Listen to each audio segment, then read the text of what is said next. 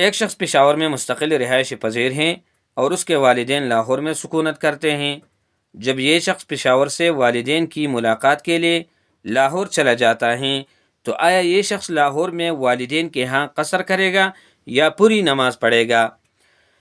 ये तो सवाल हैं। जवाब ये हैं, जब बेटे के क़ियाम की नीयत न हो तो लाहौर में कसर करेगा। बालिग बेटा बाप की इकामत की वजह से मुकीम नहीं बनता जब तक खुद नीयत इकामत न करे। मुहतरम मुसलमानानो دا یو مسله ده. سوال دا دی چې د زوی کور په پیښور کې دی او د پلار والدین هغه لاهور کې اوسیږي.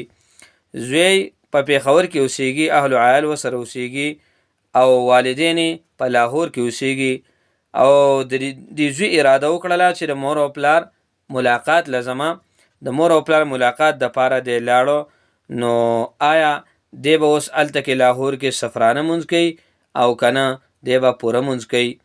نو یاد ساتئ د بالغ د زوی اقامت دپاره نیت ځان له شرط دی.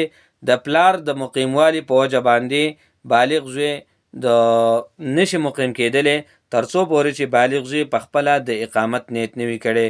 نو چې کله د 15 ورځو نه کم نیت د کړی وي او دی لاهور ته لاړ، نو دی به هلته کې سفرانه مونځ کوي، پوره مونځ به نه کوي.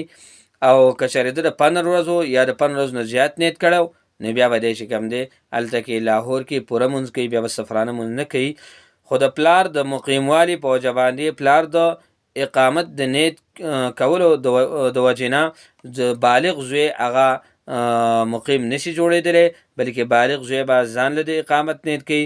نو د بالغ د زوی کور چې کوم دی پېښور کې دی او دی د مور او پلار ملاقات لځي، نو دی به هلته کې سفرانه مونځ کوي، پوره مونځ به نه کوي.